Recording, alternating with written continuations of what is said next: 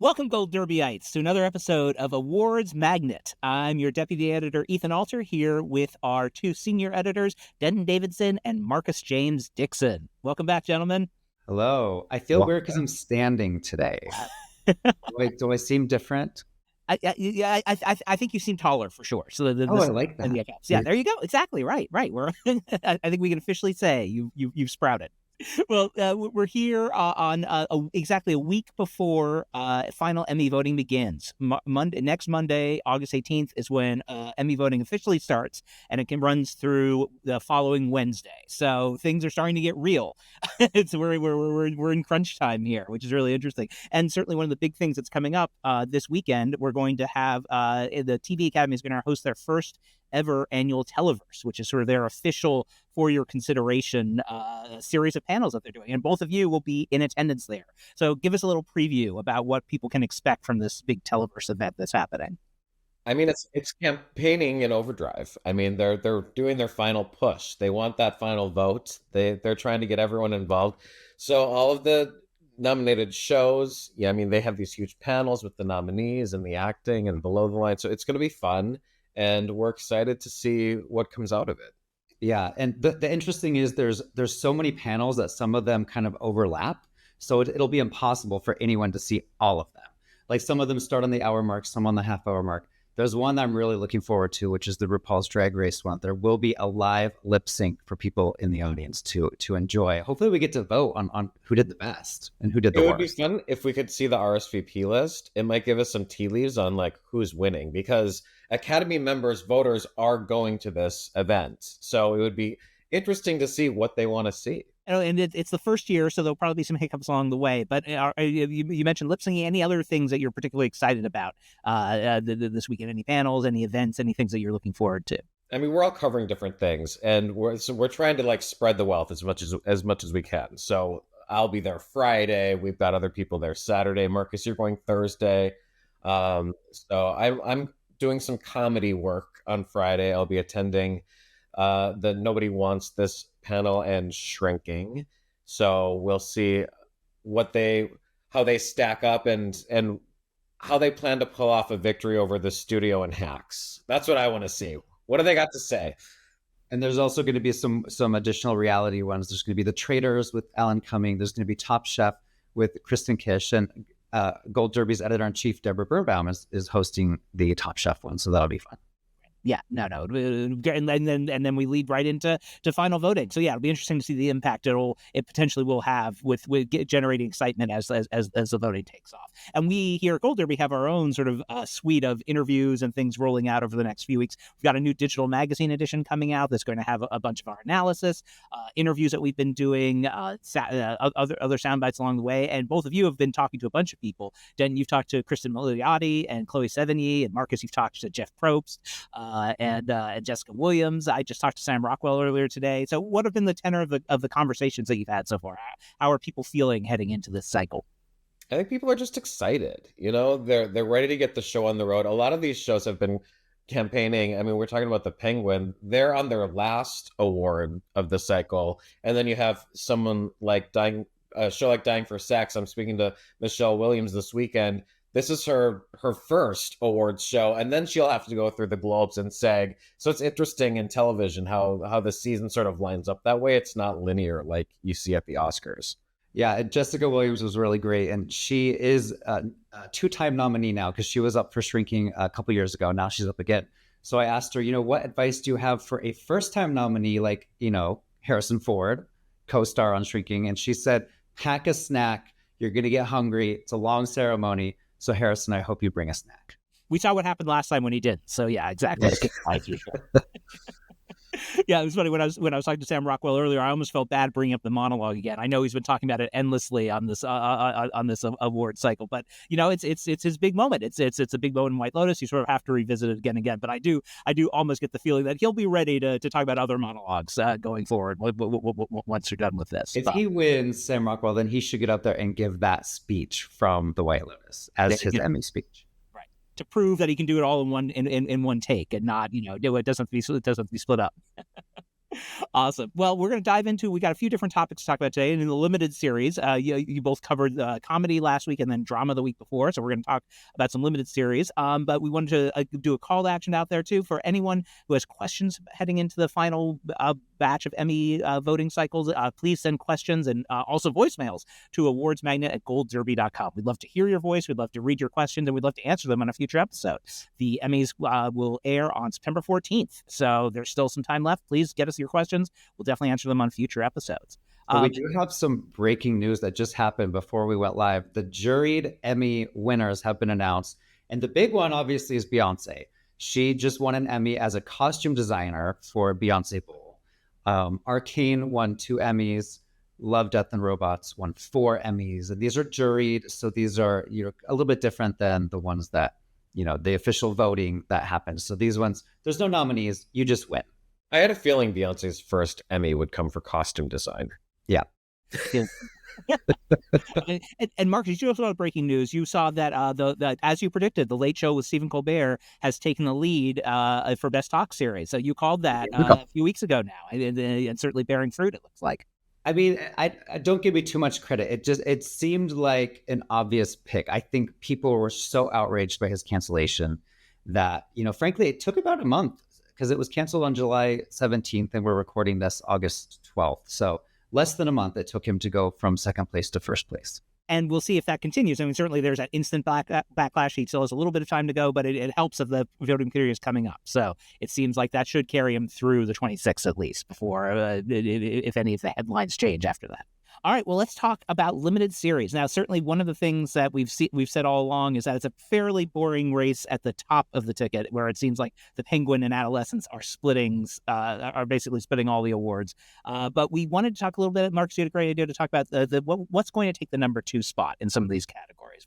The number 1 seems pretty set, but maybe there's some what finishes second. What is the runner-up? And I think specifically looking at the acting races is sort of an interesting thing, because it seems like Adolescents is pretty much set to win original series at this point. Unlikely that's going to change, but maybe there's more to talk about on the acting races. So let's dive into what we think is going to be number 2 in the starting with movie limited actress category with Kristen Milioti. We're all expecting her to win. Who's going to be the second place?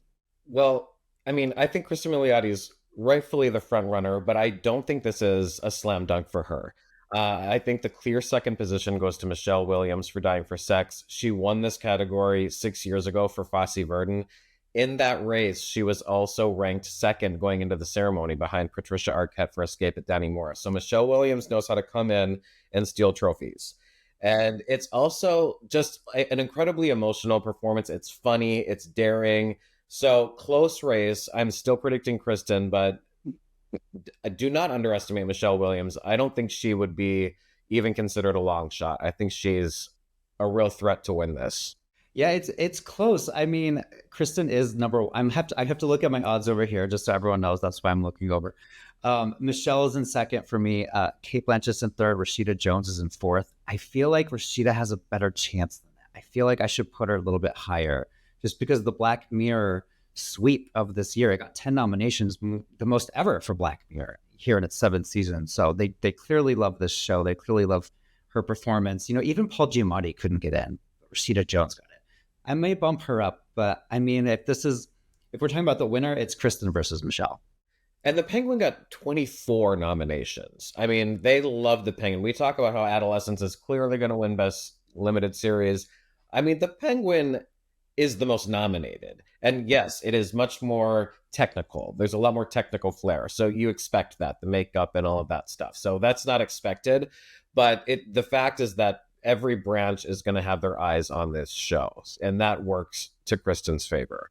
And it seems like, I think in general, just Netflix seems to have that buzzy limited series for the main category unlocked. They won the past 2 years for Beef and then Baby Reindeer the previous year. So and it seems like that's why Adolescents is going to follow that trend, at least for the big ticket award. So the Penguin is an acting showcase to me, first and foremost. So that's why you see Colin Farrell and Kristen leading in those categories. It really is a chance for them to show off what they can do, whereas Adolescents has more of a, maybe thematically and narratively is more intriguing for people beyond just those showcase performances.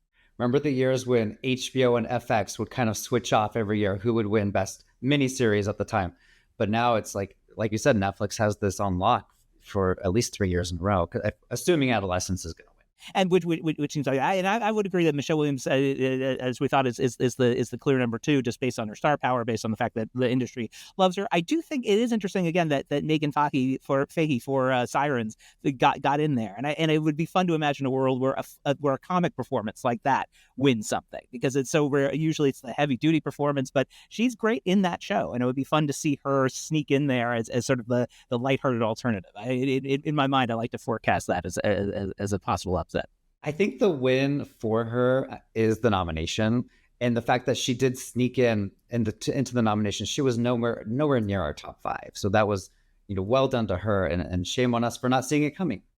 But yeah, no, it's true. It's a nice performance, and as you said, the nomination is the recognition. Let's talk about number two in actor. Obviously, Colin Farrell is almost certainly going to win for this. So, on the leaderboard right now, the second place person I'm also scrolling is Stephen Graham. So, is that case? Is he is he the lock for number two, or do you think there's a case to be made for any of the other three to slip into the number two spot?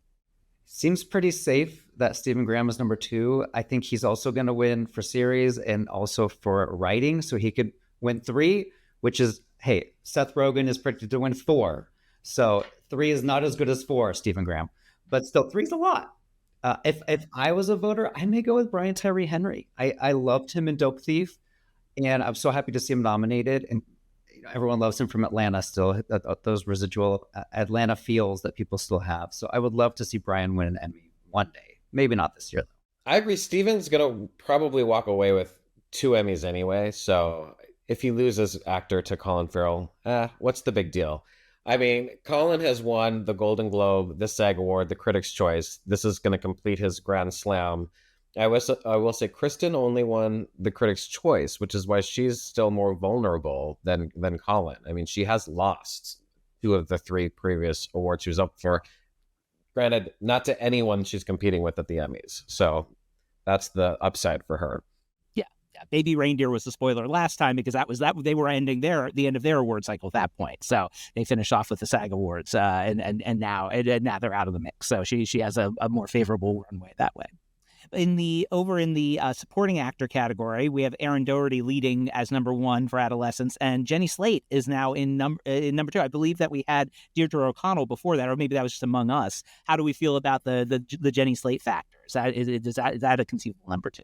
Den, you were a big fan of that show. I love Dying for Sex. I also love The Penguin. I love all of these. This is a great year for a limited series. So I mean, it's always sad when like 1 or 2 shows just sweep everything when there's such good television happening.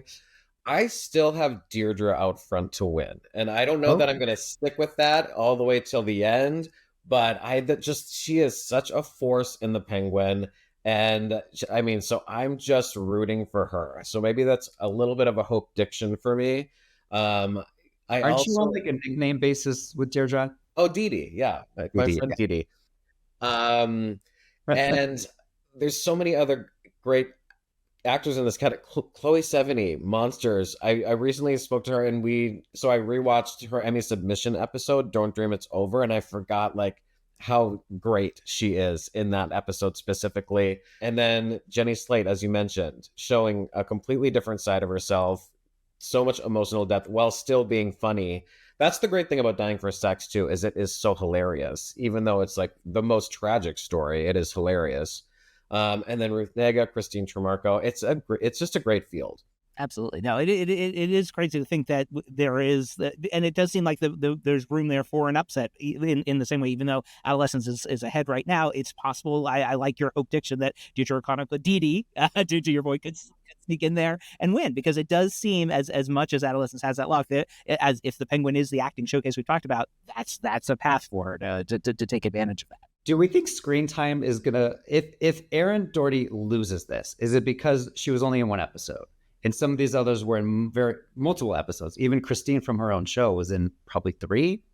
I don't have the numbers in front of me, but I mean, Deirdre O'Connell was in half or more. So I wonder if Aaron is a little bit hurt by that fact, but she is the overwhelming front runner to win. And she's out there campaigning. She did our own Gold Derby first time nominees panel, which was really fun. Jenny is also big on screen time and Dying for Sex. And does does Christine Tremarco hurt Aaron Doherty by being on the same Yeah, show? I think so, because Christine is like the heart of the show. She's the one that's always crying because her son is accused of this crime, and Erin is more like stoic and stone faced, and her scene basically is just sitting down and talking. So they're very different performances. And if you're an Adolescence fan, why do you love Erin over Christine? I think you would love them both. So I think there is a vote split situation here. It could be an interesting category. Absolutely. Wow. Over on the best supporting actor, we have a potential history in the making, and that's Owen Cooper. If he were to win, he would be the youngest actor to win that category. And again, he seems to be leading right now. There's no the person who's moved up into the number 2 spot who wasn't there before was Javier Bardem. Before I believe Rob Delaney we had higher. So the move to Javier has been interesting in recent weeks. Do we think that's just the result of his star power? Or you've rewatched Monsters recently, Denton. Was there something about Javier's performance, if you saw any of his work on that in the second time around, that jumped out to you?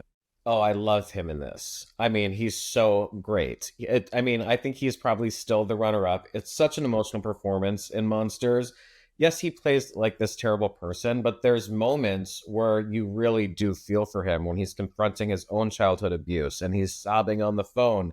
But also the moments are mostly him being like ruthless to his children. So he's a very unlikable character. However, this entire category is filled with characters nobody liked. I mean, Peter Sarsgaard, let's talk about that. I mean, he plays the ultimate sleazeball in Presumed Innocent. And I remember we all underestimated Presumed Innocent going into the Emmys. We thought, oh, like it's not going to do anything. But in my mind, I was like, Peter Sarsgaard needs to be in there. Like, he's so great in this. But he's an awful person in the show. So I don't know if it hurts anyone to necessarily be unlikable in this category, because I think they all sort of are, with maybe the exception of Rob Delaney in Dying for Sex, who really plays against type, and he's so great and so funny and so kinky and weird, and then becomes this, oh yeah, I mean, he likes being kicked in. They call him the kick me in the dick guy. Like, that's how he's referred to on the show. So it's just a wild card category. But Owen Cooper is so far out front that it's hard to see anyone else kind of coming in to steal this away from him. You know, the Javier Bardem thing is interesting because I was just looking up the numbers. Ryan Murphy his shows that he's produced have accumulated 13 Emmys for actors. The most recent was Niecy Nash. That's for Monster season 1. So now we have, Javier Bardem possibly winning and becoming the 14th person from a Ryan Murphy show, which is possible. But as we said during the drama awards magnet that, Caitlin Dever might be in danger for the guest actress category over there because she plays such a ruthless villain. It's not somebody you're kind of rooting, or it's not someone that you love to hate. It's someone that you hate to hate. And Javier Bardem's character is sort of in that same kind of ick factor for me. So I think, Owen Cooper way out front, and I don't see anyone beating him at this point. This is Javier's first Emmy nomination, which is so interesting. It's Colin Farrell's first Emmy nomination. It's just interesting to see the evolution of television and the huge movie stars that are just flooding the zone, and now, near Emmy nominees, and they're not even the front runner. When they can't go to Broadway, they go to television. That's the pipeline. Well, let's quickly wrap up the segment. Going through again, if we were voters, who we would vote for in each of these categories. I know we mentioned. Let's do it. Let's do a quick recap on the 4. Who would be your picks if you had the ballot? I'll go first. So actress would be Rashida Jones, because I'm a huge Black Mirror fan. Actor Brian Tyree Henry. Supporting actress Dee Dee. I love Dee Dee. I've loved her since Eternal Sunshine of the Spotless Mind. And then supporting actor, I'll give it to Owen Cooper. Yeah, why not? Yeah, I know it's fun to go with the underdogs, but sometimes the frontrunners really deserve it. And I didn't realize what a huge Penguin stan I was until I started going through this. So if I was voting, I would vote for Kristen Milioti. That 4th episode of The Penguin is my favorite episode of television this entire year. Actor Colin Farrell, he's unrecognizable. If there were no credits, I wouldn't have known it was him after that first episode. And then I've got Dee O'Connell. So yes, I would have voted for 3 Penguin actors, and I would be one of those voters that is voting for sweeps that I hate. So I don't know. Like maybe it's making me start to question everything. And supporting actor, I would go with Javier Bardem for Monsters. Yep. I'll go on the record. I'm go Kristen, because I would love to see her be the first female Bat villain to win an award. We've had multiple Jokers win. We're about to have a Penguin win. It would be great to have Sophia Falcone win. If Michelle Pfeiffer couldn't win for Catwoman back in the day, Sophia Falcone is a more than worthy heir to that honor. I'd probably go with Colin Farrell as well for the Penguin. I kind of wish I could make a stronger case for someone else. Maybe it is he really does disappear into that suit. He really is. It's great to see him and to see his evolution as a movie star too, where he could do something like this. It's hard to imagine him doing something like this earlier in his career. But to your point, Marcus, Brian Tyree Henry also totally deserves an Emmy one of these days. I'd love to see him get one. So maybe not for Dope Thief, but somewhere along the line, he deserves to win. And then on supporting Dee as well, I'm gonna join the majority there. It's just it's her the final episode in particular where we get the flashbacks and that's it's some of her best work there, and it really drives home the emotional undercurrent of what the show's about. And then I think under supporting actor, I'm gonna zag here and just go with Peter Sarsgaard, because that leads into what we're gonna talk about next, and also it's fun to see him play as evil as he does in Presumed Innocent. It's a fun performance there. So I think I'd vote my heart on Peter Sarsgaard with that one. That leads into Presumed Innocent. Now, the big thing here, we said going into this, we didn't think that Presumed Innocent would do as well as it did. It did very well for Apple TV Plus, and there's an alternate reality where Apple TV Plus could have been a Triple Crown winner this year with the amount of supports behind or clear success of Presumed Innocent with voters. They seem to have drama and comedy series mostly locked up. The last time one platform won all three was HBO back in 2015, when they won for Veep, they won for Game of Thrones, and they won for Olive Kitteridge across the 10 years ago. Drama. Yeah, 10 years ago, exactly. So the Apple TV Plus, I think, certainly hope to repeat that. They want to be known as the next HBO. But this they just didn't, and they had 2 marquee series with Presumed Innocent and Disclaimer heading into this Emmy cycle. It seemed like both of them were poised to potentially help them lock it up, but it seemed somewhere along the way they just fell off with voters. It just didn't connect. What are some of the reasons behind that? Because certainly Presumed Innocent is an A-list show in terms of the cast, in terms of ratings. It did really, really well. So what is it? What led to its failure to sort of gain traction in this part of the race? The only thing I might suggest is that it was too long ago and voters maybe forgot about it. But then again, the acting branch gave it 4 nominations for acting. Jake Gyllenhaal, Bill Camp, Peter Sarsgaard, Ruth Negga. So to answer your question, I don't know what happened here. I mean, David E. Kelley is one of the most iconic producers ever. He has won 33 Emmys for his actors over the decades. So if any of these 4 that I mentioned wins, they'll be number 34.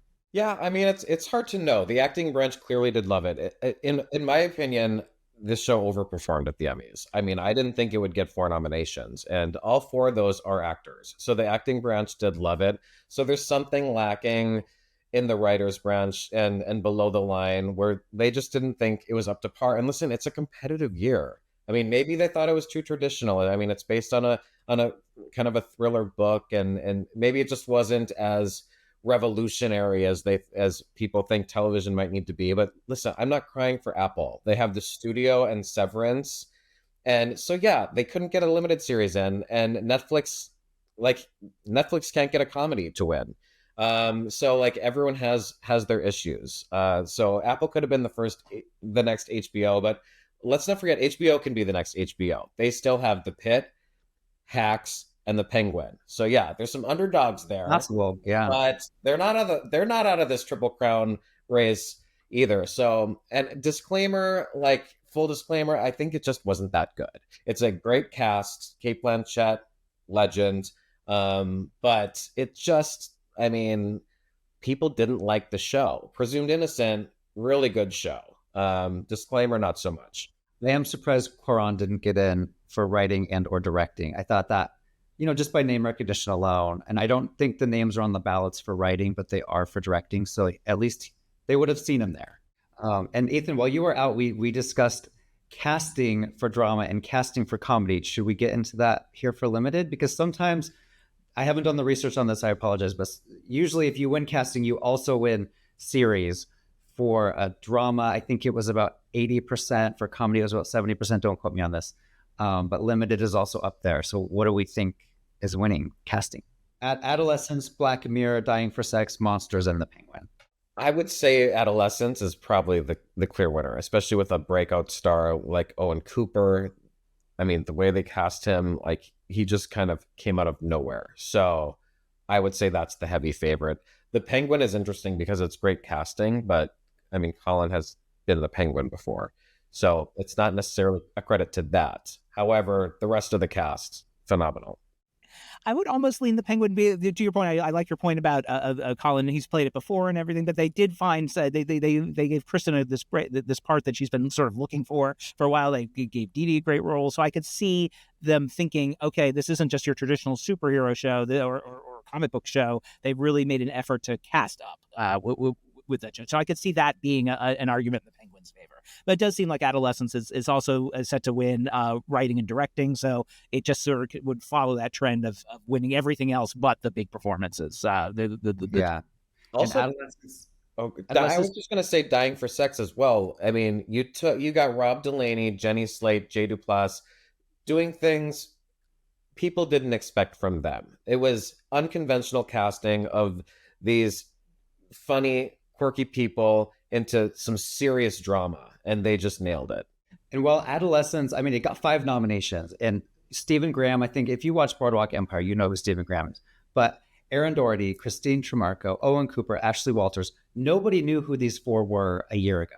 And it reminds me of sort of the Baby Reindeer thing, where all 4 of those nominees were unheard of. And then all of a sudden they're all nominated. And Jessica Gunning wins and Richard Gedd wins. So I think that's a real testament to the casting process that they found these amazing people.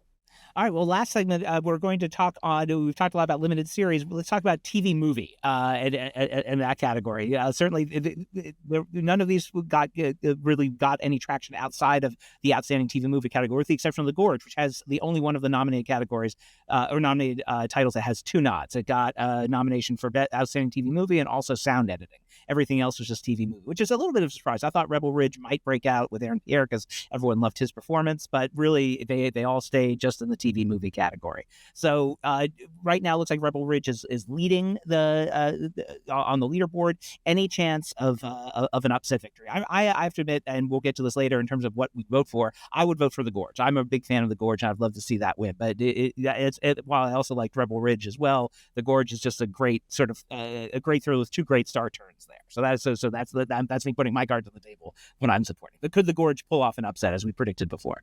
I mean, it could pull off an upset. I think Mountainhead could also pull off an upset if there's any residual Succession love, which we know there is because Kieran Culkin won the Oscar for Succession. That's why I'm dying on my mantle for. Jesse Armstrong wrote it. Did he direct it? Yes, that was his directorial, debut. So that could win. It's very possible that could win. But I'm gonna stick with the front runner on this. I don't really have a reason why Rebel Ridge won't win. I mean, it was actually really good. It felt like a big screen movie on Netflix.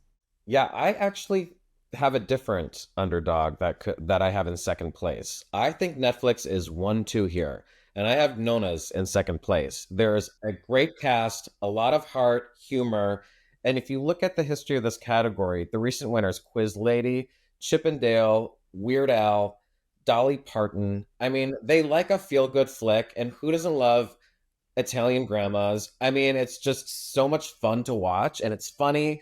So I have that in second place, just based on the type of movies that they go with. And I do think Rebel Ridge is the clear front runner. And prior to those wins that I mentioned, Black Mirror, when it was being submitted as movies, I think it won 3 times in a row. They're not bound by genre in this category, but I think Nona's is up there. I think it's underrated. I was going to say, I would have Bridget Jones in second if Renee Zellweger had been nominated as an actress. But the fact that she was snubbed there, she is nominated as a producer, we should say. But that was very shocking to me. And so that movie is not as beloved as I thought it was.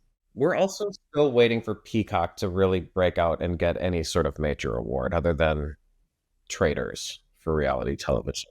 But in terms of feel good, it did feel like Bridget Jones might be the alternative. But I like your point on Nona's that is Netflix seems to have that particular genre of feel good movies on lock as well. So they know what appeals to people in that way. I will also say about Bridget Jones, it made $100 million overseas at the box office. Like, it's not a real TV movie. It only was in the United States. And I don't profess to think that Academy voters are like thinking along those lines, but they could be. I mean, it just doesn't feel completely like a traditional TV movie to me when it was such a huge release everywhere but in the United States. So as I said, I voted for The Gorge. Marcus, your vote would go towards Rebel Ridge. Something else if you were a voter? I was a voter of The Gorge. I love my genre. Sci-fi horror is my favorite, so 100% that one. Nice. Then mine would go to Rebel Ridge. I think it's the legitimate frontrunner, and Aaron Pierre is one of my favorite stars of today. He should be one of the biggest movie stars in the world, and I think his time is coming. Well, he's got Lanterns coming up next year, so that's exciting. Yeah, I'm very excited to see him join the DC universe. All right, well, that's our limited series movies talk. We're going to be back next week with some more Emmys talk as we lead into the final week and a half of voting. Look for Gold Derby's new digital magazine coming soon to a computer screen near you. And again, send your questions and voicemails to awardsmagnet@goldderby.com, and we'll hope to answer them on an upcoming episode. Thanks again, and we'll be back next week in your feed. Thanks for listening to Awards Magnet, Gold Derby podcast. Like what you heard? Leave us a review wherever you listen to podcasts. Awards Magnet is produced by Andrew Merrill. Our logo is designed by Chelsea Sakura. Please like and subscribe to stay on top of all the awards news, and email us at awardsmagnet@goldderby.com.